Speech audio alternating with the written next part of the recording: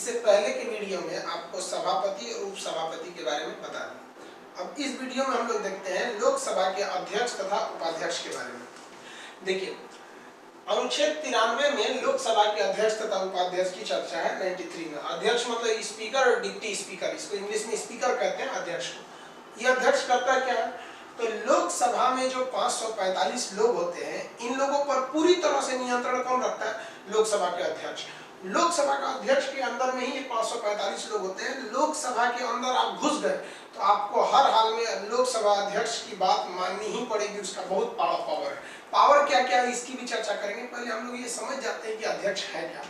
तो लोकसभा के अध्यक्ष के समझने से पहले हमको लोकसभा का अस्थायी अध्यक्ष समझना पड़ेगा, जिसे प्रोटेम अध्यक्ष या प्रोटेम स्पीकर कहते हैं। क्या होता है ये प्रोटेम स्पीकर? देखिए, जैसे लोकसभा का चुनाव होता है, जैसे 2019 में चुनाव हुआ जो जस्ट पिछले साल हुआ 2019 में चुनाव, तो जैसे जो चुनाव होता है तो इस चुनाव में 545 लोग इधर आ गए। हम राज्यसभा की तो चर्चा कर चुके हैं।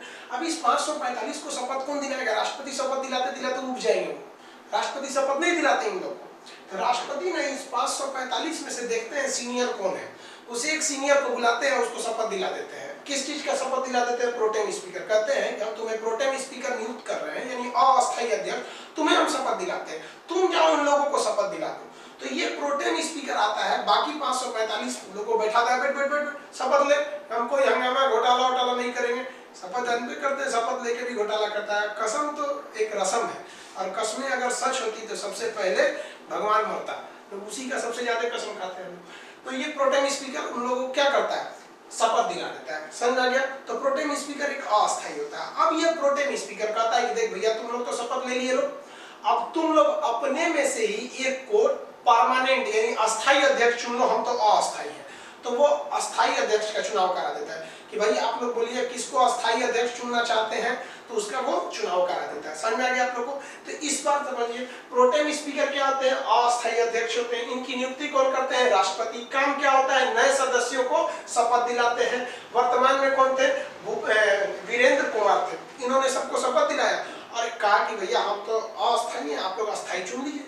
तो लोगों ने अस्थायी अध्यक्ष किसे चुन लिया? अभी कौन है भारत के लोकसभा के अध्यक्ष? अभी कौन चलते हैं? ओम बिरला। ये राजस्थान में कोटा क्षेत्र से इनका चुनाव हुआ है। ओम बिरला ये बहुत सख्त स्पीकर माने जाते हैं।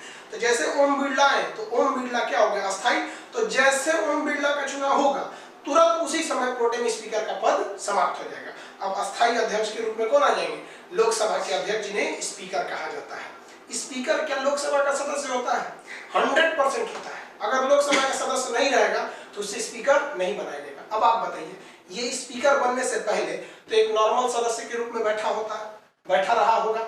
जिस वक्त प्रोटेम स्पीकर सबको शपथ दिला रहे होंगे, ये स्पीकर भी बैठ के शपथ ले रहा होगा। तो क्या इसको अलग से शपथ लेने की जरूरत है? नहीं। तो अतः लोकसभा के अध्यक्ष यानी स्पीकर को अलग से शपथ नहीं दिलाया जाता है। वह एक बार नॉर्मल सदस्य के रूप में ही प्रोटेम स्पीकर द्वारा शपथ ले चुके होते हैं। देखिए, तो अब लोकसभा का अध्यक्ष को कौन चुनता है? तो इनका चुनाव कौन करता है? तो लोकसभा के सदस्य अपने में से ही एक को अध्यक्ष और एक को उपाध्यक्ष चुन लेते हैं। इनका कार्यकाल क्या होता है? इनका कार्यकाल जो होता है लोकसभा के बराबर होता है। लोकसभा खत्म हो गया तो इनका काम भी खत्म हो गया। इनका कार्यकाल लोकसभा के बराबर रहता है जितना लोकसभा का रहता है। इन्हें अलग से कोई शपथ लेने की जरूरत नहीं रहती। यहाँ याद रखिएगा, अध्यक्ष अपना त्याग पत्र किसको देगा? उपाध्यक्ष को। और उपाध्यक्ष अपना त्याग पत्र किसको देगा? अध्यक्ष को। ये अपने में त्याग पत्र दे देते हैं सब। लेकिन यह कंडीशन राज्यसभा में नहीं होता है, क्योंकि राज्यसभा का सभापति उपराष्ट्रपति होता है, इसलिए वो राष्ट्रपति को ले जाके दे देता है। समझ में आ गया? तो अध्यक्ष अपना त्याग पत्र किसको देगा? उपाध्यक्ष को। उपाध्यक्ष अपना त्याग पत्र किसको देगा?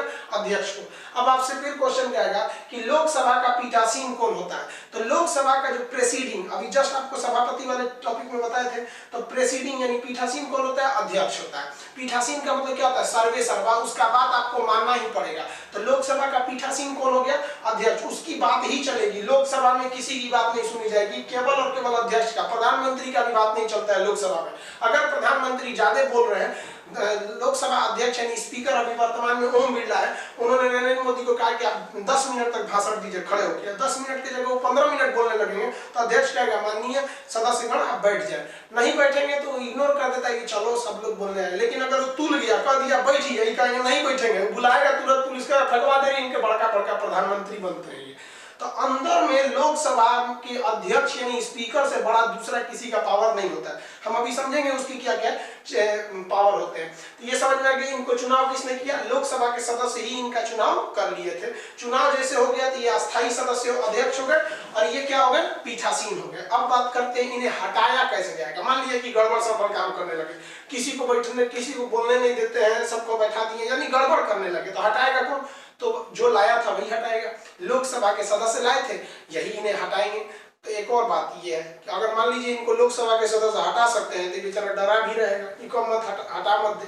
तो संविधान वालों ने ऐसा व्यवस्था किया कि इन्हें हटाया भी जा सके और आसानी से भी ना हटाया जा सके, मतलब दोनों को और पलड़ा भारी रहे। इसलिए कहा कि भैया जिनको जिनको हटाने का मन है लोकसभा के अध्यक्ष को, वो लोग क्या करें, 50 लोग को ग्रुप में आए, यानी लोकसभा के 50 मेंबर लिखित प्रस्ताव करें और न्यूनतम 14 दिन पहले सूचना दें। समझना क्या, लोकसभा महासचिव को सूचना दे कि भैया हमको इनको क्या करना है, हटाना है। तो कितने दिन पहले सूचना देना है, 14 दिन पहले। कम से कम कितने लोग होने चाहिए, 545 में से 50। अभी नहीं किसमें से राज्यसभा का उठा लेंगे, हटाना लोकसभा वाले को, तो राज्यसभा वाले को क्यों लाएंगे। समझ में आ गया। अब हटाने के लिए बहुमत चाहिए, तो कैसा बहुमत, आधे से ज्यादा या 2/3 से ज्यादा। तो आधे से ज्यादा वाले को कहते हैं साधारण बहुमत और 2/3 वाले को कहते हैं विशेष बहुमत। तो इनको हटाने के लिए बहुमत चाहिए, कैसा बहुमत चाहिए, तो विशेष बहुमत। विशेष बहुमत कितना होता है, 2/3। तो 2/3 सदस्यों को क्या करना है, इन्हें हटाना है। तो 14 दिन पहले सूचना दे दी गई कि भैया आपको हटाने वाले हैं। अब जैसे इनकी सूचना दे दी गई, अब इनको हटाने का प्रस्ताव आ गया। तो जब इनका प्रस्ताव विचाराधीन है, अभी पारित हुआ कि नहीं हुआ ये नहीं है, मतलब प्रस्ताव चल रहा है, विचाराधीन है। तो जब तक ये विचाराधीन रहेगा इनका प्रस्ताव जब तक विचाराधीन रहेगा जब तक ये पीठासीन नहीं रहेंगे। अब ऐसा क्यों है कि पीठासीन नहीं रहेंगे, एक बात बताइए, पीठासीन मतलब सर्वे सर्वा।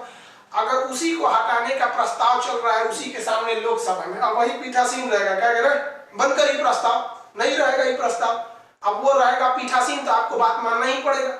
समझ में गया। तो संविधान निर्माता बड़ा सोच समझ के किया सर, कहा सर कि जब इस पर हटाने का प्रस्ताव है तब इसको अगर पीठासीन दे देंगे तो ले, तो चमड़ा का रखवाली कुत्ता को दे दिए हम। समझ में गया कि नहीं। तो जब इसको हटाने का प्रस्ताव विचाराधीन रहता है तब यह पीठासीन नहीं रहता है। मान लिया कि हटाने का प्रस्ताव 2/3 बहुमत से पारित नहीं हो पाया तो आके बैठ जाएगा, फिर से पीठासीन हो गया। अब प्रस्ताव पारित हो गया तो इसको अध्यक्ष से हटा दिया जाएगा, चुपचाप एक कुर्सी लेकर 545 के बीच में वैसे ही बैठल रहेगा आराम से, भैया हम कभी पीठासीन थे, अभी नॉर्मल सदस्य बन के बैठे हैं। तो ये समझ गए आप लोग अध्यक्ष के बारे में। अब इसके बारे में हम लोग और समझते हैं कि इसकी क्या क्या शक्तियां होती हैं लोकसभा अध्यक्ष की। जब तक आप इसका एक स्क्रीनशॉट लीजिए, आगे बढ़ते हैं।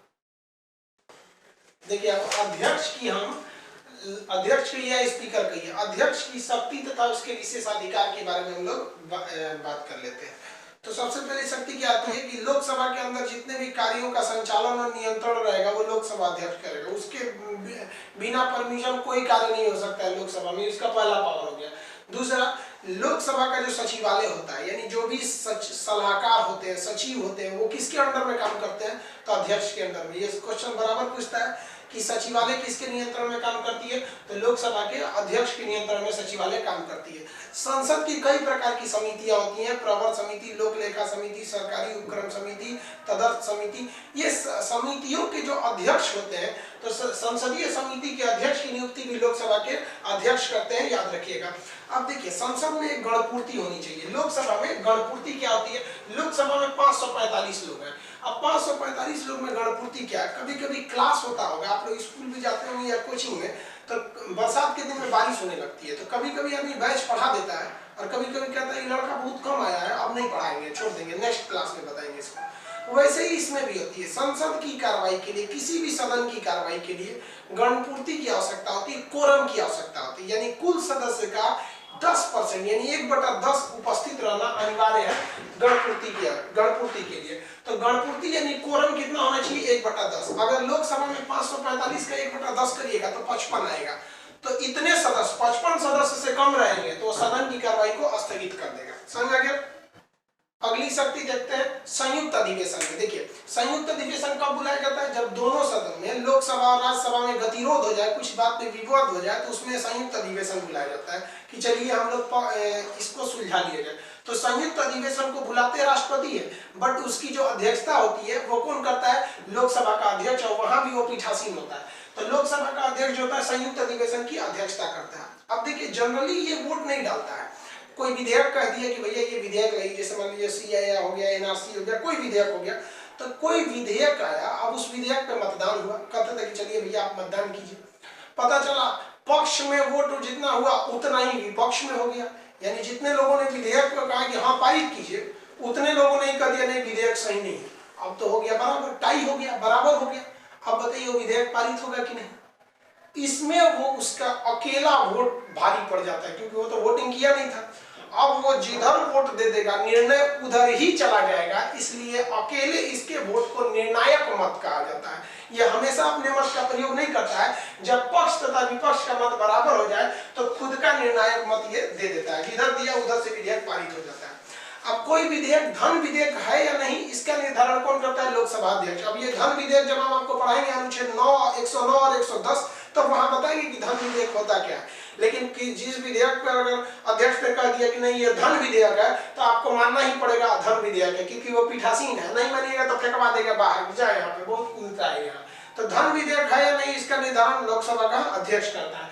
विदेश किसको किसको जाना है, जैसे मोदी जी विदेश जाते हैं, कभी कभी उसके साथ कोई और कोई चले जाते हैं, 4-5 सांसद वगैरह और भी चले जाते हैं। तो जो उनके साथ जाने वाले संसद के सदस्य हैं, कौन कौन जाएगा, इसका भी निर्धारण कौन करते हैं? लोकसभा का अध्यक्ष करते हैं। उनके साथ कौन कौन जाएगा, ये हो गए लोकसभा के अध्यक्ष की। इसके अलावा भी कई काम करते हैं। कभी कभी कोई सीक्रेट मिशन होता है, जैसे मान लीजिए 2 देशों के बीच युद्ध हो गया, तो लोकसभा में बैठ के नहीं ना होगा निर्णय, तो उसमें गुप्त अधिवेशन होता है। तो गुप्त अधिवेशन, गुप्त बैठक भी बुलाने का काम अध्यक्ष ही करते हैं। अब अगर आप लोकसभा में अध्यक्ष से बिना बताए गायब है, कोई बैठक हुआ बिना अनुमति लिए, अगर लगातार 60 दिन अगर आप अनुपस्थित हो गए ना, तो आपको अयोग्य घोषित कर देगा, कहेगा भागिए इसको, आपकी सदस्यता रद्द कर देगा और आप एक साधारण आदमी की तरह सड़क पर आ जाएंगे। लेकिन अगर बता के अनुपस्थित है, अनुमति लेके हैं, कोई दिक्कत नहीं, 5 साल घूमते रहिए, इतना बड़ा पावर है। एक्चुअली वो पीठासीन होता है इसलिए। और एक चीज होता है कि दल बदल के आधार पर भी आपको अयोग्य घोषित कर सकता है। दल बदल एक बहुत लंबा चैप्टर होता है, इसे 52वां संविधान संशोधन द्वारा अनुसूची 10 में जोड़ा गया था, उसको अलग से पढ़ाएंगे। तो इतना याद रखिएगा, दल बदल के आधार पर भी आपको क्या कर सकता है? अयोग्य घोषित कर सकता है।